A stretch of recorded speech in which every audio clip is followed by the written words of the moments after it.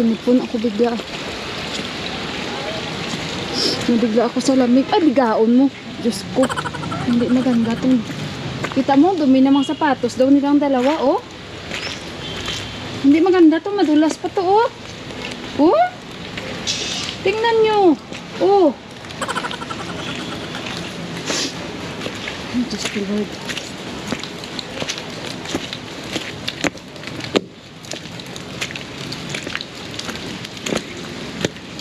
Ay, guys. Pangit. Biglang buhos ng ulan tapos ganito agad. Tingnan lang yung tsura ng boots ko. Yan. Ang dumi-dumi. Tingnan ko yung sapatos ni Yuhan. Feeling ko talaga yan. Maraming putik na sapatos niya. Talagang at least okay itong nasuot ko. Kumusta kaya ang sapatos ng dalawa? Yuhan! Kita mo, tawa sila sa akin. Bakit ito ang sinuot ko? Ngayon ang hitsura ng sapatos nilang dalawa, guys, tingnan nyo na lang. Ay, te. Hello, tingnan nyo guys ang sapatos. Hindi pa. Oh. This is why I love traveling. Oh? Akin. Bigla kayo umulan. Usually, guys, pag ganito na mga baitika, hindi yan maulan. Walang ulan, lamig lang. Pero, first time, parang umulan siya. Kasi syempre nakailang baitika ako dito. Hindi yan maulan, guys. Hindi ko lang bakit hindi nila tinawag sila auntie. Kami lang tinawag. Kasi wala naman, kakain lang kami doon. Actually, guys, ayoko kumain. Kasi busog ako sa Balenciana. Guys, yung natira akong Balenciana, konti na lang talaga siya. As in, ganito na lang talaga, guys. Kasi di pa kumakain siya si Yuhan, konti lang. Kasi, imagine mo, hindi siya maubos na kainin ko siya. Morning, afternoon, snacks. Ay, lalo guys, yung aking acid tumaas ng tumaas. Pero di bali, at least busog ako. Ha? So, ayun guys, sa ngayon, busy yan sila guys. Sama-sama ang buong family. Actually, kasi wala kaming baitika, pero ito lang yung in-invite lang kami. Hindi man namin expect na invite kami nila kasi busy din sila guys. Yung mga brother ni auntie pumunta din naman sa bahay nila dahil nandito si auntie guys. Yung nanay nila mandira dahil nga need niya maglagay ng tika sa kanyang mga brother. Marami siyang brother guys, 4 or 5. Pakita ko sa inyo yung picture mamaya. Puro lalaki. Kaya kailangan niyang pumunta dito.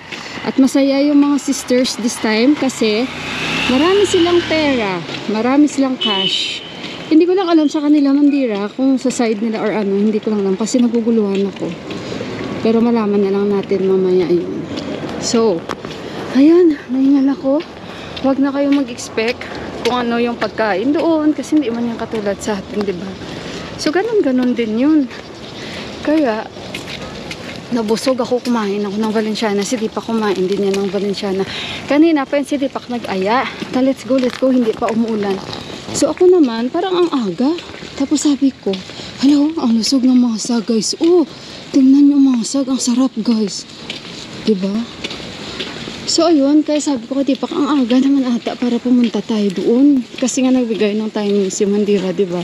Baka pag-alis nga ng kanyang mga tito, mga kapatid ng nanay niya. Tsaka kami pupunta doon. So, kaya ayun. At, ito pala yung nagsusupply ng tubig sa amin. Sa buong baryo namin dito. Yan. Ito yung nagbibigay supply.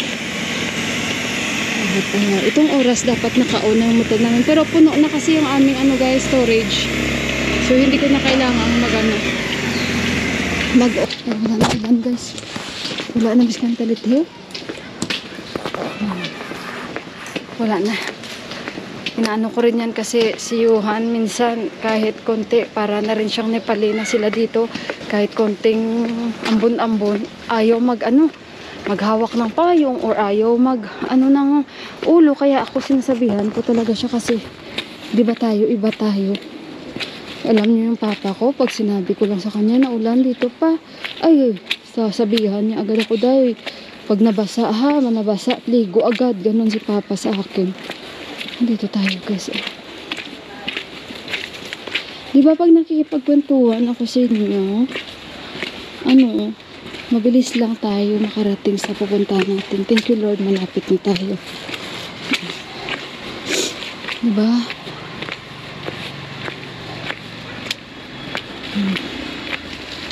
Biglang bagsak kasi kanina talaga ang ulan eh. Gusto ko rin ang atmosphere sa bahay nila Mandira. Parang ano, teka lang guys, mag-slide tayo dito. Parang peaceful, ano. Ay, baka may nakunda dito. Teka lang. Ay, Diyos ko, parang tinutulak nito ko pababa. So, ayun guys, dami nilang tanim na sago. Mustard. Dating nila doon sa pupuntahan nila yung sapatos nilang dalawa. Kaluoy man sa ila. Dapat sinuot nila yung hindi malinis na sapatos. Ay, dito na tayo. So peaceful. Peaceful. Nag-harvest si si Didi haba ng garden niya. Laki. Nag-harvest sila. So, dito na tayo. Ang ingay ng boots ko. Yan. Ito lang yung tindahan sa kanila, Mandira. Hindi maganda yung area nila. Kaya mo dumiretso siya. Hindi lang kabaho. Pag umulan, ang baho. Ay, kasi ang daming pupo ng baka. Grabe yung amoy. Baho. Baho, guys. Grabe. Pag maulan grabe yung amoy. Dito tayo.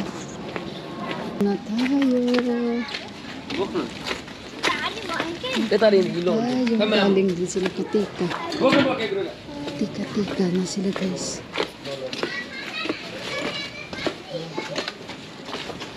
Dito pa yung mga tiyuhin nila. Kadami kaya ng mga kapatid. Ewan ko, I think andito pa siguro or ano nila to. Ka-renter nila to. Tara. Saan ba to? Ano kung nangyari sa gate nila? Hindi ko masara. Ay, kailangan palang ituloy. Automatic pala yung gate nila. Automatic pala yung gate nila. Kalang guys. Tingnan nyo sa sapatos na kabaw. Tae guys.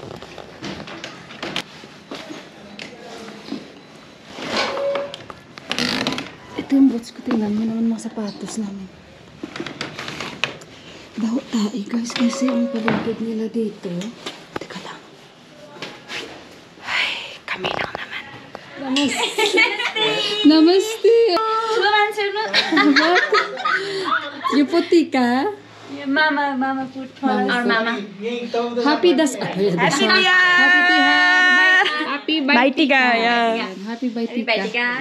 Auntie. Namaskar. Deri Ramro. Deri Ramro. Baitika. Baitika, dere ramro bola. Yan si auntie guys. Maganda nakasari. So mamaya ulit guys. Balikan ko kayo guys. Dito na muna kami.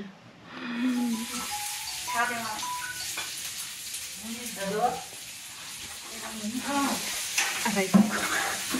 Busy na naman ang kanchi. What you're cooking? Chicken curry. Diba ang mga ganda nila? Very beautiful. It suits to you this color, oh. More bright. Oh, maganda din si auntie. Auntie! Hazir. How many brother? 5? 4? Six brother, but today only 4 present. Oh, mama, dairy, bye, dairy, die. How? Oh, sister. Koti. Only 2? 3? Yeah, sister. So how many are there? 9. Oh, 9. 9.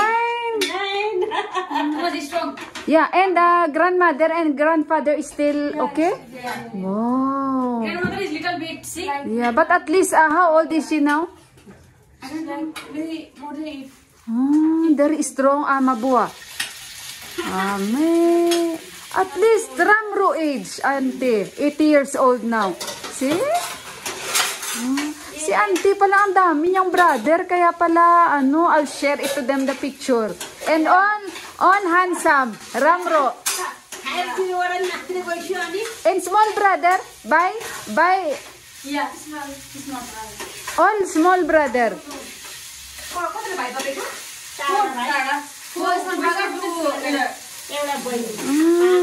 Ramro. At least she get too much sister and too much brother. Grabe guys, si auntie and si uncle guys, nandito rin si uncle. Kaya complete sila ngayon. Pero si Bai, syempre consider niyo dahil nasa Australia si Bai. How is na riyan by Tika there and Bisal by? Si auntie talagang pumunta siya dito sa Baitika para lang sa mga brother niya. Yeah, I'm telling them auntie is coming here for the brothers, for her brothers. Excuse me, kasi lang naman yun, yearly lang naman yun. Yearly lang naman niya malalagyan ng tika. I already said for you. Thank you, Kanchi. Today is uncle there, auntie there, Mandira, Indira, complete again. But uncle is too busy always. He get half public holiday. I will help you, Kanchi. Yeah. Hello. For only Deepak? Yeah, daddy is coming. Si uncle coming din. See how they love their brother, Mandira by beer. So meron silang papad. May niluto silang vegetable, yung may beans, tsaka patatas, achar, at manok. Yan. She is perfect soccer. Mama Duita bago? Yeah. Oh, guys. Ang daming gift ng call. Yeah. Kasi tatlo yung sister niya, uncle, guys. So, too much siyaw, silruti, apple, kera. Andiyan na si uncle, guys. Ang daming The clothes also new, maybe. Oh, andyan si uncle, guys. Mag-unboxing. Kasi yung unboxing naman siya. What he get you show, Kanchi. So, guys, ang nakuha ang gift ni uncle. Ayan. Maraming gift si uncle. O, yan. Handsome si uncle. Ay. This one is for uncle. Kun uncle. Sorry si uncle. So, auntie will bring. Oh, sa brother ni uncle yan. Yung sa village, guys, dadali ni auntie. Oh, ito kay? Oh. But 3 sister little only. Tawa sa akin. Ayan, unboxing. See, too much chismis. She's calling too much. Oh, biscuit. Oh, silruti. Ito yung mga gift ni uncle, guys. Nuts. Ayan. Wow, kera. Yan yung mga gifts na nakuha ni uncle from his sister. 3 sister. Yan, mga apple. Ganon din, guys, sa brother niya, small brother niya. This one? This one is Dalmot. Yeah, Dalmot. So, ayan yung mga gifts na nakuha ni uncle, guys. Ayan. Sabi ni Indira, yung daddy daw niya parang pare na yung forma. Kasi ganun yung forma tawa si uncle. Yan si uncle, guys. So. Ayan. Buti naka-holiday si uncle. At least sa uncle get holiday. Yan si uncle, guys. Oh. Kimika, homemade ba? Homemade? Ano ba yung homemade? It's like wood. Like Where ready-made. Like not ready-made, we make from the wood. Same mommy? Bed and table. So she paid for the wood only. Nagpagawa pala dito si auntie, guys, para dadalhin niya doon sa village. Same with mommy. Because it's very good, this quality. Too much holiday. More like mama, guys, gusto niya kami palagyan ni Yuhan ng tika sa kay Kanchi. Pero sabi ni Mandira, gabi na kasi. Isang wala, Risa put tika. That's why I mean, like too much in fire. Yeah. They're putting Kasi tika, nakita niya yeah. doon yung bata na pinsan ni Johan, na anak ng pinsan nila, na nagtika. So kaya gusto niya palagyan kay Mandira at Indira kami ng tika. But I don't know. Yeah, we also don't know they are putting. Otherwise we can. No, but we cannot put now. Oh yeah. Because it's already dark. Oh yeah, now it's okay. Next year. Kasi gusto lang ni Ama na she want also to put. But for them, the one who put for them tika is their uncle. Yeah, mama. Auntie, brother, mama.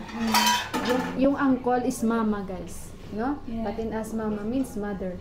Yeah. Yeah. So dito guys, Mama means mom brother. Yeah. Oh. And uncle means daddy brother.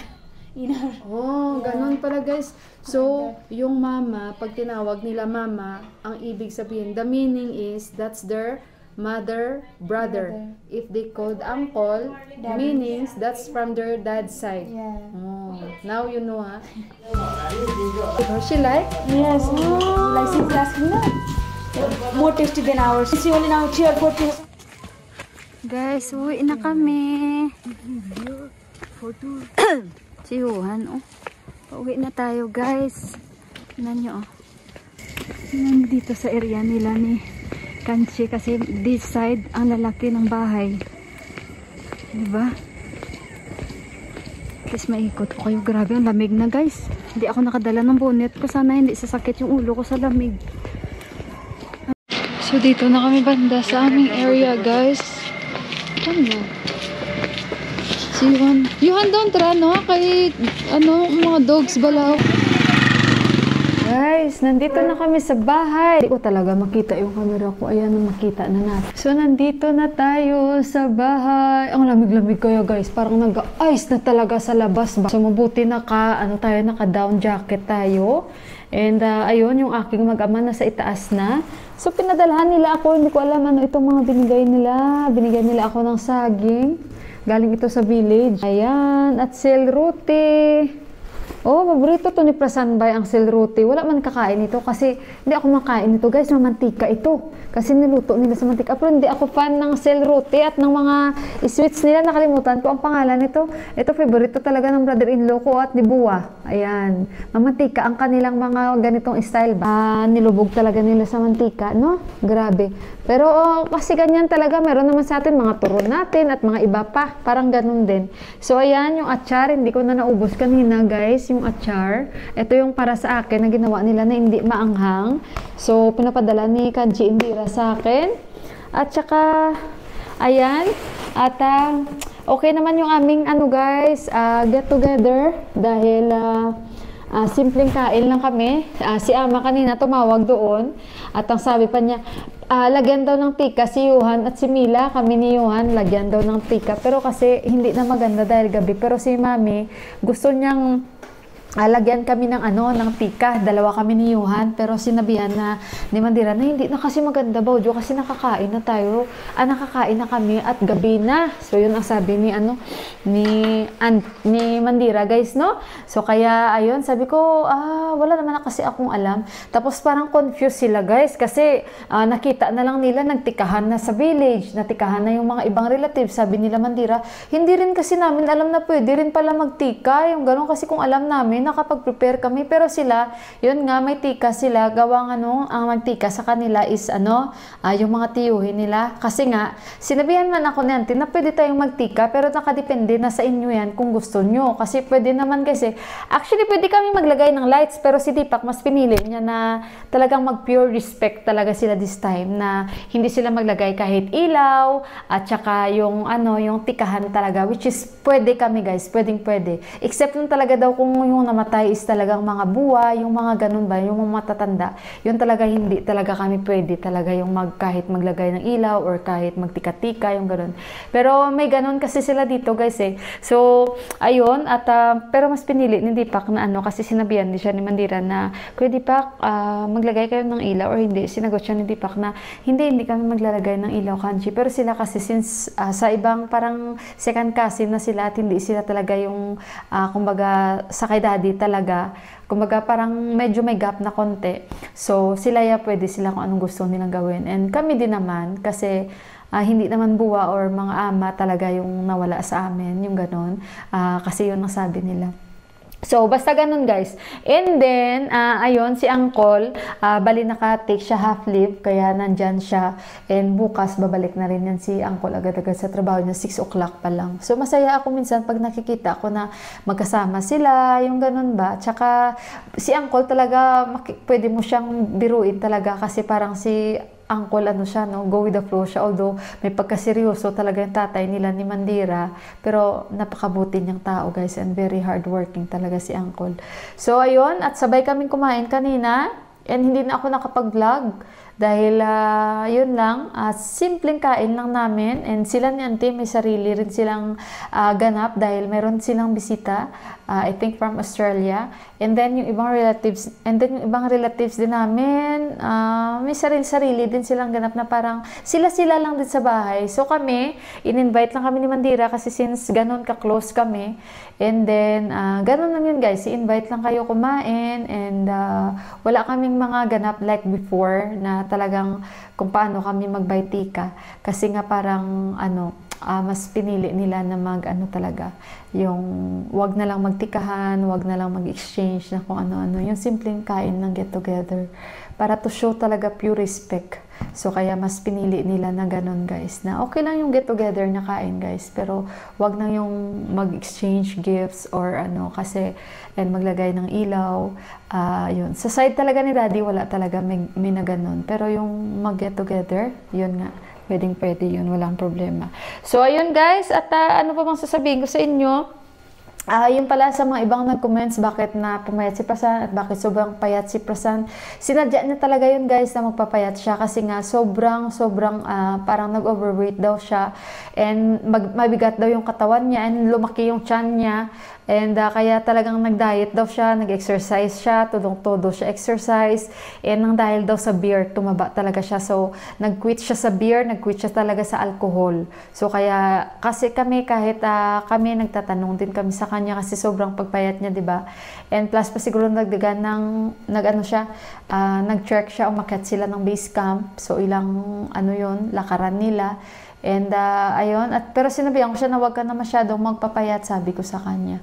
So, ayun guys, and happy ako kasi nung pumunta tayo doon sa temple, pwede ka mag-check doon ng weight mo. And nag-check ako doon, and 10 rupees lang naman, so kahit paano, tulong din doon sa bata na yon na siya yung nagbabantay.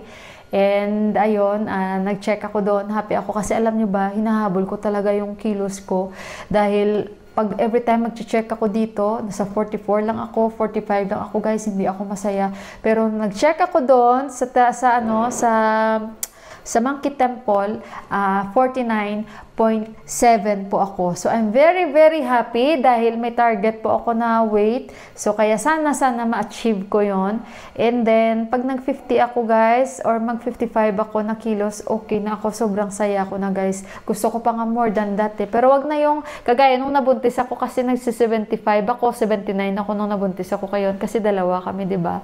So, ayun, and sobrang laki ko talaga. Baliktad kasi ako guys, kung mabuntis ako, malaki akong babae, pero pag hindi na ako mabuntis, umabalik na yung body, structure ko. So, kaya ganun. Pero, gusto ko talagang magpa-thank you talaga. Lord, thank you. Dahil masayang-masaya ako nung nakita ko yung kiluhan ko. And baka plus pa yung sana suot ko, kaya nag-49. Pero hindi. Kahit pa paano, ramdam ko naman kasi gusto ko talaga na kahit pa paano tumaba-taba. Kasi grabe din naman ako kumain, hindi ako tumataba. Tapos grabe din naman kasi ako kumilos. Parang ako ba yung hindi nagpapahinga sa isang tabi ba? Kaya nung nasa Pilipinas, nga ako nagbakasyon, kami sinabihan ako ng papa ko na, umupo ka nga kahit saglit, kanina ka pa kilos ng kilos. Kasi pala kilos ako guys, kaya siguro hindi ako nataba ba. So, paano yan guys? Happy Baitika! Today is the last day na, and thank you sa pagsama nyo sa buong festival na namin. And yung festival na talagang grabe, no? Sunod-sunod, at least na-witness nyo. And ayun, thank you so much sa lagi nyong pagko-comments kay Inday Mila dyan. And thank you sa pagbibigay nyo ng likes. And sa mga bago kong followers, maraming salamat po sa inyong lahat. And sa lagi nyong pagko-comment sa akin. And syempre guys, gusto kong magpasalamat sa inyo dyan, yung mga hindi nag-i-skip ng ads. Thank you so much po talaga, nakikita ko. And basta lalo po ako na-inspired na mag-vlog pa po. Thank you so much talaga. So ayun guys, at dahil nakulo na yung aking mainit na tubig, ako ay iinom pa ng tea at magpapahinga-hinga na rin. Ay, mag-vacuum pa pala ako ng kwarto namin. So ayun guys, mag-good night na ako. I love you. Ingat kayong lahat and magandang gabi. Bye guys!